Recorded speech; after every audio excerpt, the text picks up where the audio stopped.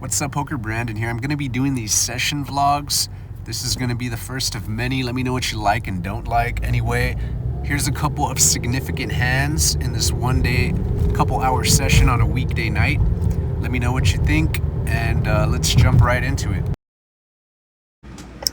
So low jack raises to 21. He's the type of guy where when I see this raise, I put him on an ace face type range, blackjack type range, or pocket pairs. I'm happy to play heads up after it folds to me. And we see a flop. Flop is ace 5-4 with two hearts. It's not bad for pocket threes. I check it to him to see if he bets if he has an ace. He doesn't, so he's either slow playing an ace. I just doubt that highly, and I can now represent this 5 very easily. I would have checked a 5 on the flop, and I would bet a 5 on the turn. And I can also represent any straight sets. I could even represent an ace myself. When he makes this call here, it's really likely he has a weak ace or a pocket pair above 5s. Now, when this ace comes, it's a very great card for me because it just really shows he doesn't have an ace. It makes an easy full house for me to represent. There's the chance that he is slow playing a monster, but I go ahead and take it. And I continue to represent my 5 for value, and I bet 100. And he tanks right now, and he's just thinking and thinking because I have shown some pretty $80, $100 bets on these rivers. And one time I valued a straight. It just looks like I'm getting max value out of an ace or a 5. There is a missed flush draw, so I'm sure he was anticipating calling to see if he could catch me. But for a max value $100 bet into a $121 pot, I put him at a tough decision. Does he really want to put in $100 to see if he can catch me? I have about 120 behind, so it looks like I will snap call a raise all in. It doesn't really look like I'm folding here. And I just picked a very good time to make this bet, and I win it with pocket threes. I beat absolutely nothing other than absolutely nothing. The best I had there was a tie. Anyway, I take it down. What's up? So this is my second significant hand at this table session on a weekday. There's a +1 limp to me. I think I've sat down here it's been an hour and a half now, and I make it $15 with my pocket sixes. It folds around to the straddler, who makes the call, and +1 also makes the call. So flop is a lottery 777. It double checks to me very quickly.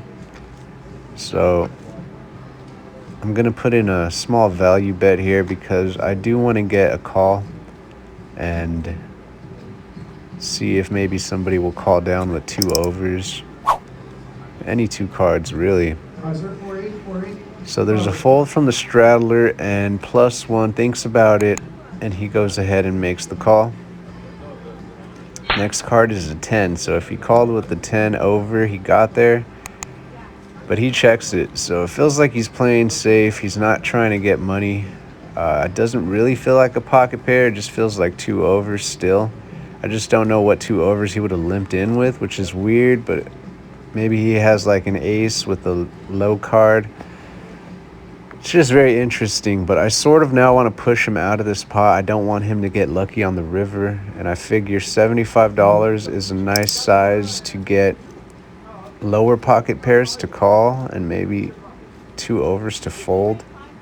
Obviously, if he has a 10 here, I'm giving him $75 and the pot. I take that risk, and he thinks about it. He looks at me. I'm not sure what this guy had because he took a little bit of time. He sort of looked at me a bit, and then he folded his hand. and I take down a $60 pot with sixes. What's up, poker? Brandon here. I am editing these videos out of order, so I'm not sure what hand this is in this session, but nevertheless, this is one significant one on this weekday session. Anyway, I'm in the small blind, and there's a straddle, button limps in. I look down at King 5. It's only $3 or more, and the straddler and player to my left both seem to like cheap flops, and so I figured they were going to check it or limp in, and they did. So we go 4 ways to a flop. Flop is 9-7-5. Now I have bottom pair. To bet out with that is just weird. I elect to check and see what these guys do.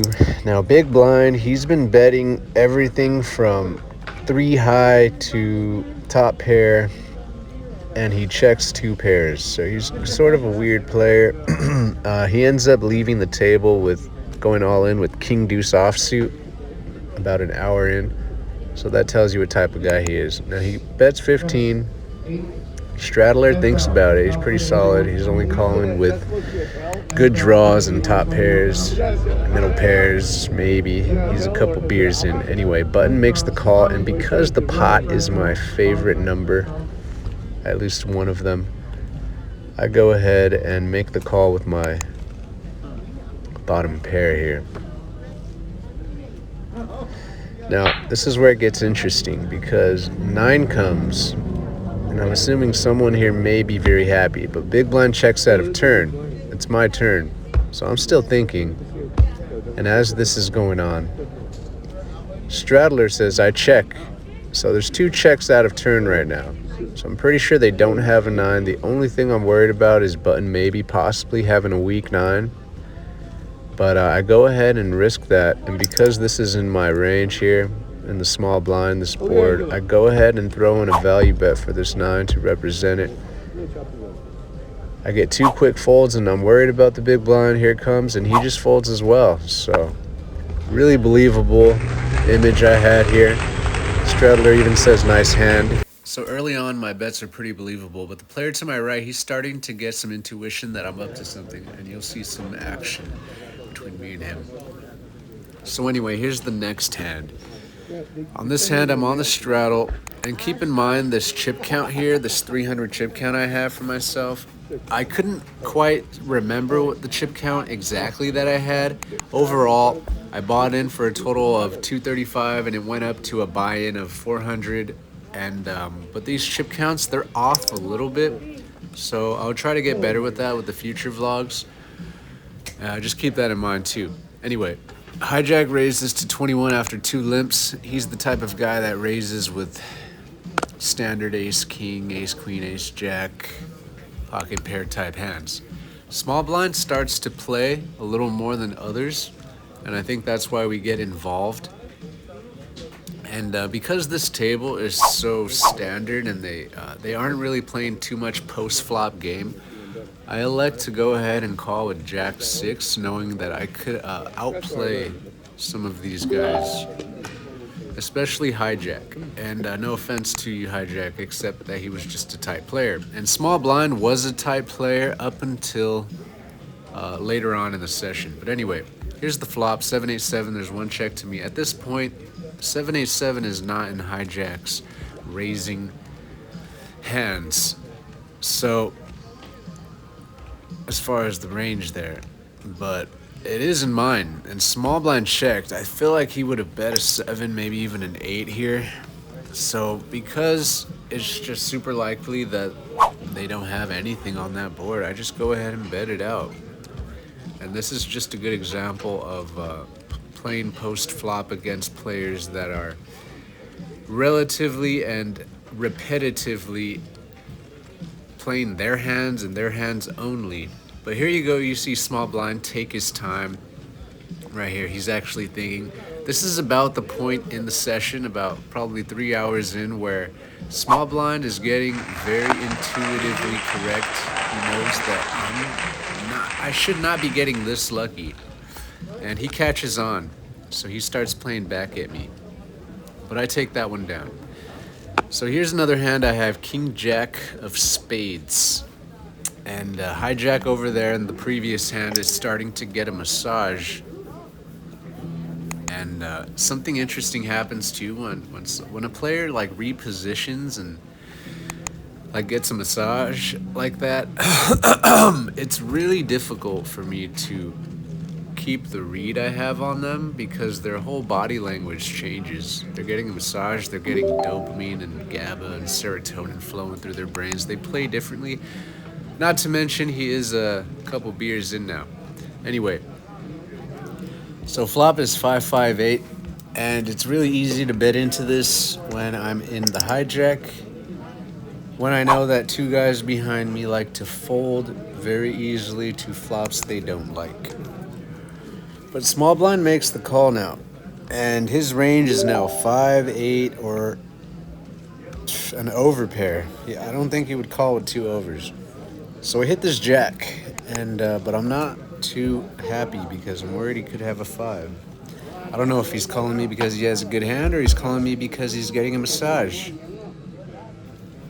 So I'm actually trying to read him, and it's really hard to read him knowing I have no idea what his facial expressions mean when he's getting his face rubbed.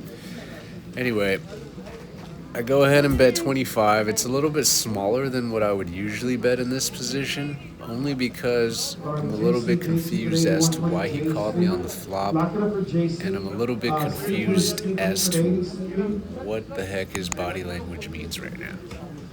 So when he calls me the second time, I'm actually a little bit worried that he has a 5, because if he had an 8, I figured he would fold it at that point. So I start to feel like he's really strong, and this whole massage he's getting does not help me with judging whether or not I feel like his body language or facial expressions represent strength or weakness. And then he takes super long on this river to make a bet. If he did this on purpose, it was pretty good. Like, props to you for doing that. And so I get a little bit worried here. I get a little bit worried that now I'm betting into a flush or a 5, maybe even a set. So I like to take the super safe route right now. There's just no point for me to risk this and get value when I can possibly 100% of the time win at showdown. And he ended up playing me down with an 8. So he got a little bit lighter on playing against me, which is what usually happens when players start to see me just betting into so many flops and cards post-flop. Okay, so the next hand sort of fast-forwarded right over to the button, player to my right. So everybody folded to the button, who raised it up to $13, and I looked down at ace queen offsuit.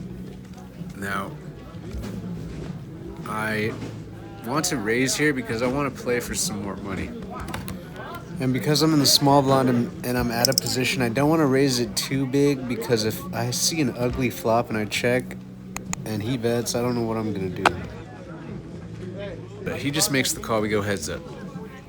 All right, so the flop is king 8 ace. So it's actually very, very good for me, because I don't think he has ace king. That would just be too rare. I do keep an eye out for this type of cooler stuff, but you shouldn't assume you're always in a cooler when you're playing poker. Anyway, so I bet 16. I down bet because I want to make it look like I may not even have an ace, and I may just be sort of scared. So this is where I get a little bit interesting. So I've been betting into flops and turns consistently, and with this whole rainbow board, I know the river is going to be very, very safe. I just feel like it is, unless it completes a straight, right? But anyway, I check this on purpose so that big blind, if he's calling me down with a king or a pocket pair, he will get the feeling I don't have an ace. Sure enough, the river is as blank as it gets, and now I go for value, and I turn my hand into a bluff-looking type hand. So based off of the way I've been playing at this table, I think about my bet sizing, and I want to size this bet specifically up to a point that looks like I'm just trying to buy the pot. Now this whole hand was played completely weird. I raised pre-flop, I put a small bet on the flop, I checked the safest turn in the world, and then on the river, I'm betting huge. Like, it just doesn't make sense. So specifically, I did this so that I can get a call from a pocket pair above eights, a king, and even a weak ace, of course. But this is one of the spots where I mixed it up with my bet sizing. And that's what you should be doing with your hands, so that nobody can really get a consistent read on your bet sizing and the way you play. So you can see how long Big Blind is taking here. And I noticed that he was always thinking very hard about my bets. So he goes for it, and he calls me down, and I show him the ace queen. I was feeling really good about it, and he mucks right away. He says, nice hand. Now, later on, he tells me he had jacks. I believe him. I believe he did have jacks. So anyway, I take down this pot with a nice overbet. Repping a bluff. Let's go into the next hand. Okay, let's get into the next hand. So next hand, there's a limp from a tight player who's playing his hand. And I look down at pocket tens. And if you're one of the players at these tables and you see me commenting about you, there's no hard feelings here. I'm not trying to diss anybody. I'm not trying to make anybody feel bad or talk smack in any way.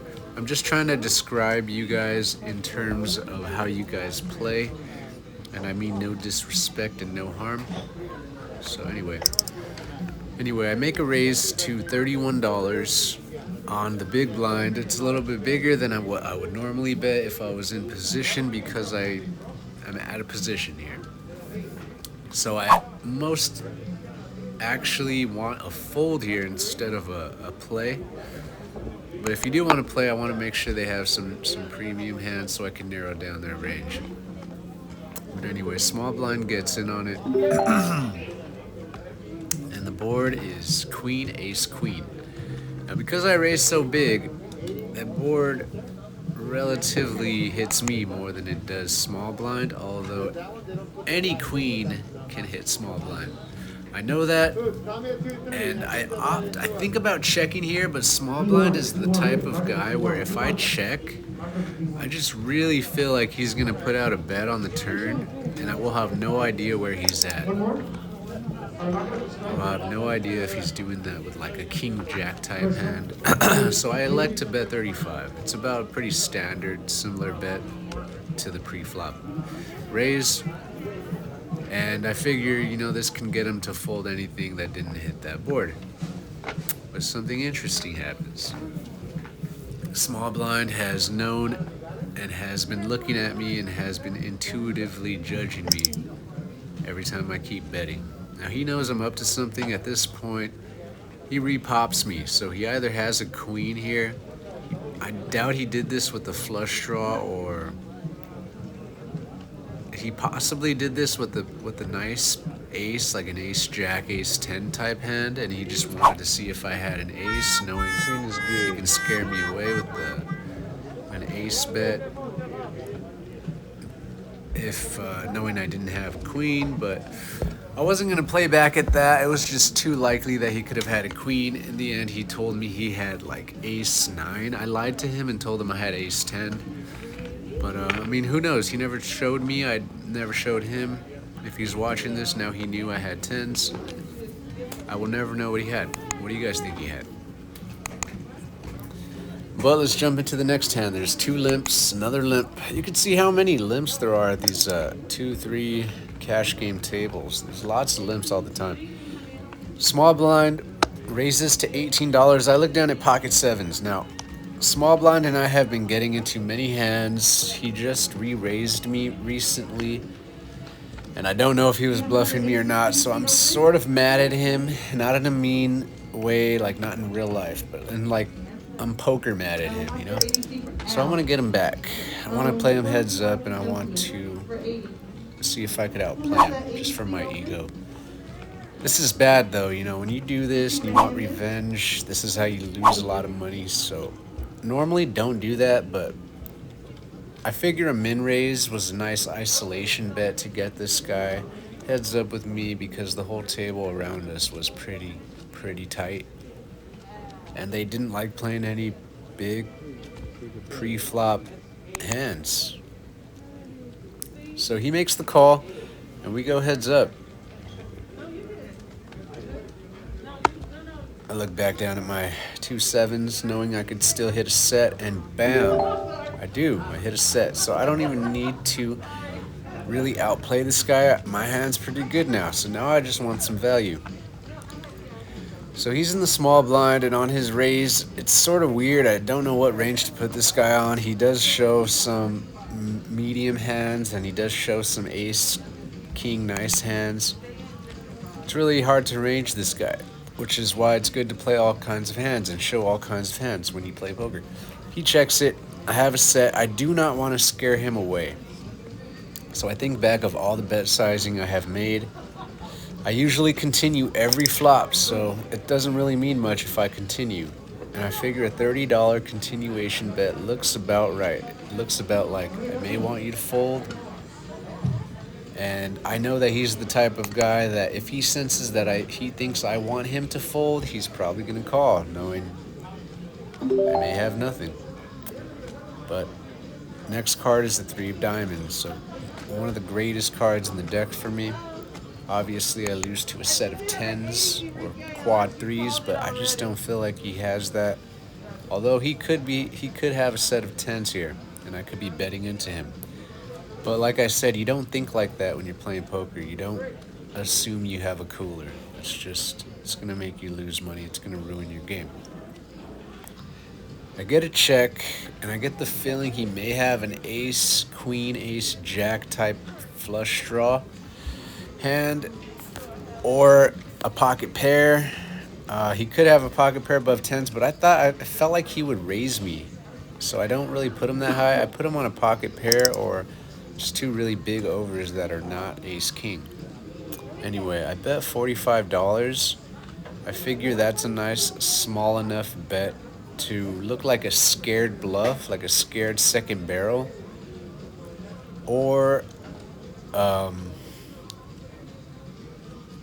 a nice value bet for a 10 to make him think I had a 10. But overall, I wanted it to look sort of easy to call.